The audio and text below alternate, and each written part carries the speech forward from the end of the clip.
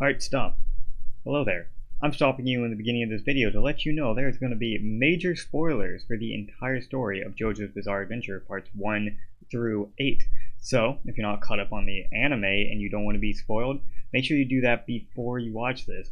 Or, if you don't want to be spoiled for the parts that have yet to be made into the anime, as in Stone Ocean Part 7 and Part 8, Steel Ball Run and JoJolion, then stop watching this video because you will have a horrible time. Or watch up until as far as you're caught up and then stop there.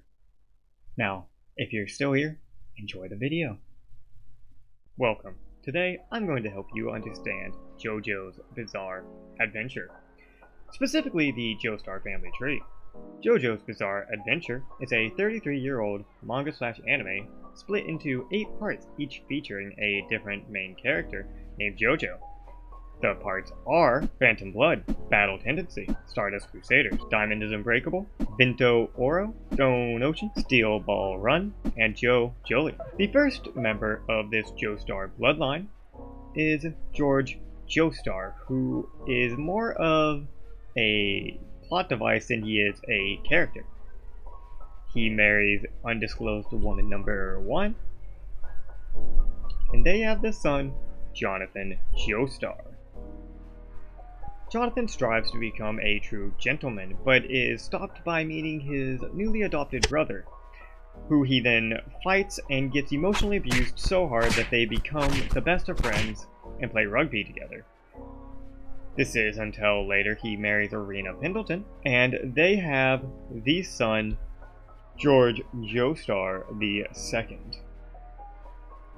However, it's not quite that simple, as Irina also adopts the daughter, Lisa, moments after Jonathan dies, leaving Irina a single mother of 2. George and Lisa had their son, Joseph Joestar, who was raised mainly by Irina Pendleton and Robert E.O. Speedwagon, because George dies during World War I to his commanding officer/vampire, causing Lisa to go on a world-round trip/adventure to clear his name, or something like that. Joseph, who is the main protagonist of Part 2 Battle Tendency, is a rambunctious young magic-wielding trickster who meets a boy named Smokey Brown. Together, they fight a vampire to the death with submachine guns and grenades.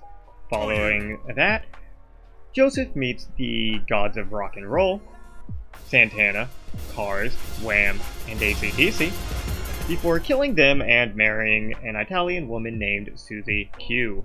Susie Q and Joseph have a daughter named Holly,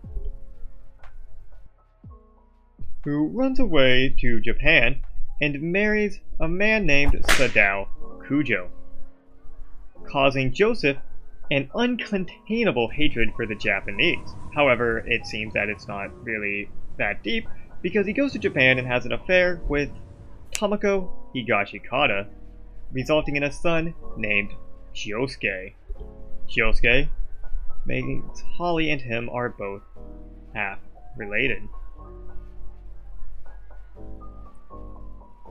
Josuke is the JoJo of Part 4, and he has to square off against a man with a hand fetish and with the ability to reverse things back to a former state. From there, back to Holly and Sadao, they have their son, Jotaro Kujo, who loves his mother so much that he goes on a cross-continent trip to punch his great-great-adopted grandfather's head with his great-great-grandfather's body in the spiritual leg so hard their entire existence explodes. Then he marries another question mark, and they have the daughter, Jolene Kujo. That's Kujo spelled C-U-J-O-H instead of Jotaro's K-U-J-O, because they had to Americanize it when they moved. Now this is where the tree gets just a little wild. I mentioned the priest who reset existence. Well, this caused Part 7 to take place in America, where Jesus Christ's body has turned up and acts kind of like the 7 Dragon Balls. This spawns a transcontinental horse race to collect them all. So we start with George Joestar Cube. he is the parallel world counterpart to George Joestar I, and he marries mystery girl number 4 and has their 2 sons, Johnny and Nicholas Joestar. Johnny Joestar is the partially paralyzed protagonist and horse jockey of Part 7 Steel Ball Run with the ability to shoot his fingernails like bullets.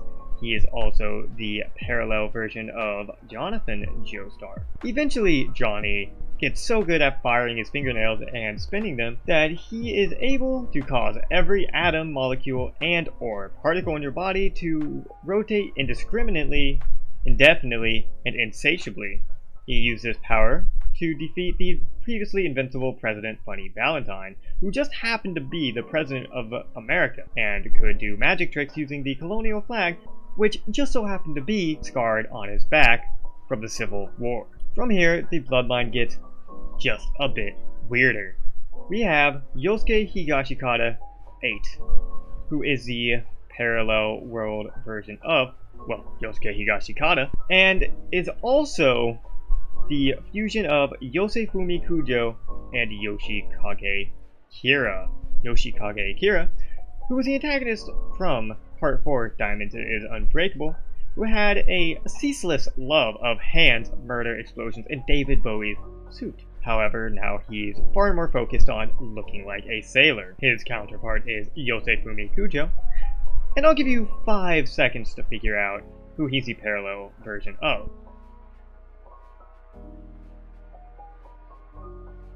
If you guessed Joseph Joestar and Jotaro Kujo, then you'd be correct. That makes Yosuke a literal fusion of a fusion. I guess Hirohiko Araki just didn't like keeping things 1-to-1. Yosuke, past his strange conception, is the Jojo Part 8 Jojolian and has the ability Soft and Wet. This lets him use his star-shaped scar to spawn bubbles that steal from anything they touch. He gets this from Yoshikage Kira, who could spawn exploding bubbles, and Yosefumi Kujo, who can steal/absorb aspects of things. For instance, if one of Yosuke's bubbles touched the floor, he could steal the friction from it, causing you to slide endlessly across it. Now, how does this go into the Joestar bloodline?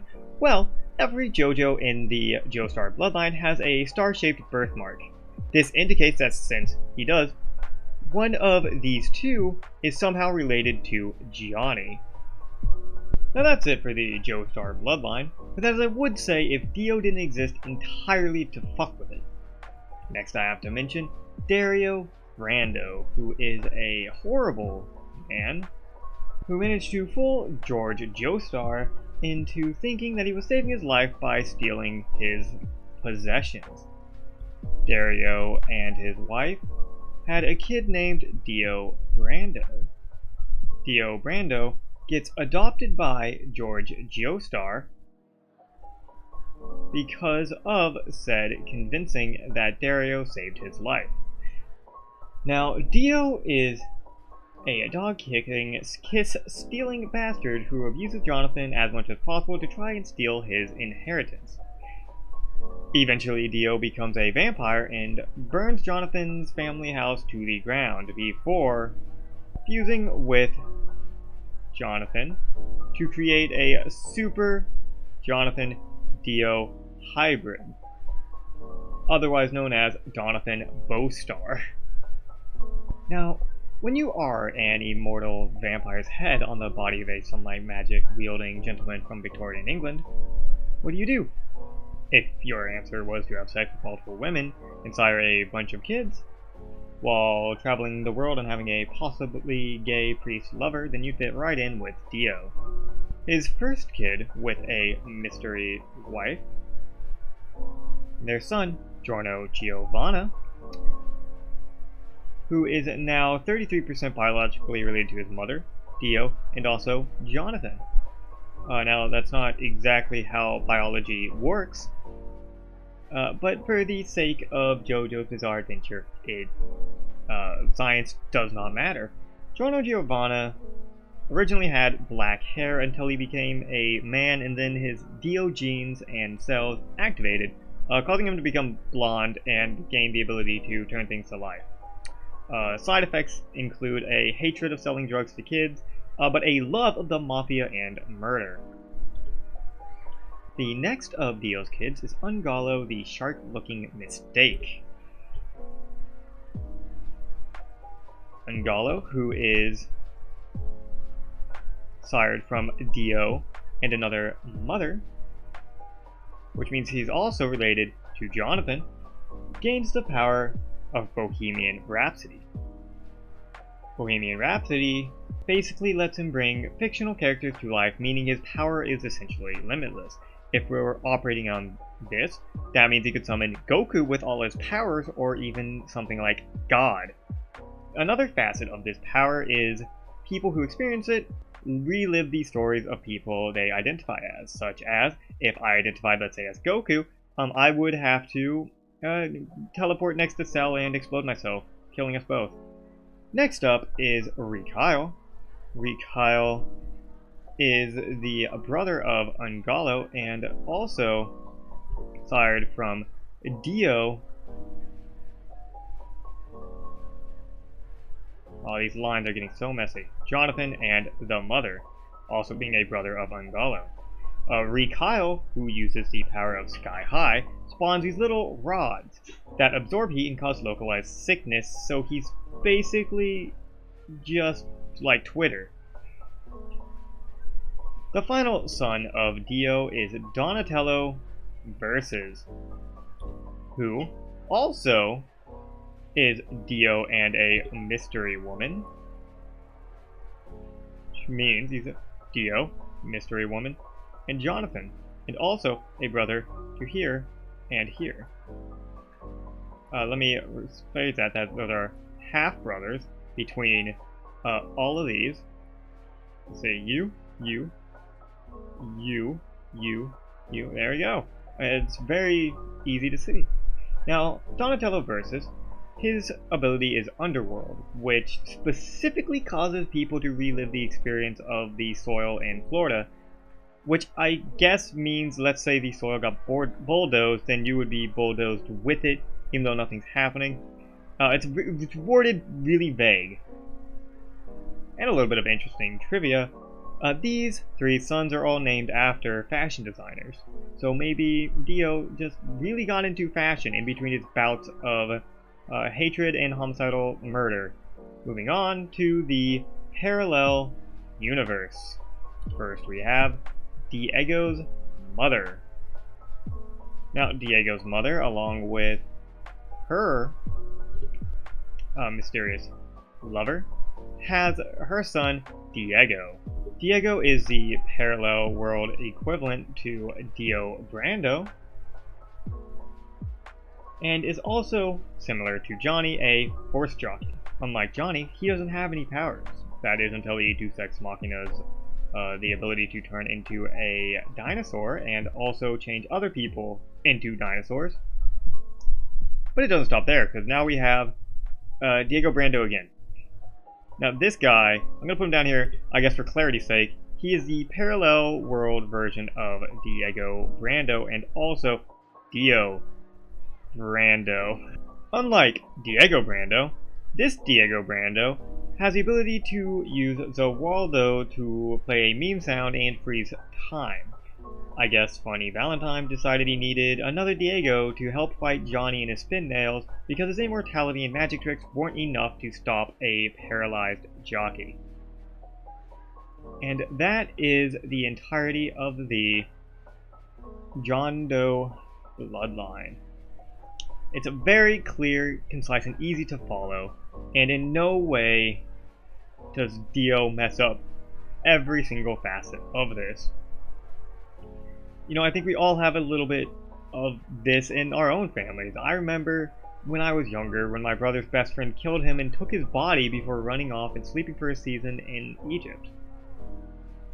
Well, I hope you enjoyed this video and you now understand family trees, and specifically the John Doe family tree, a little bit better.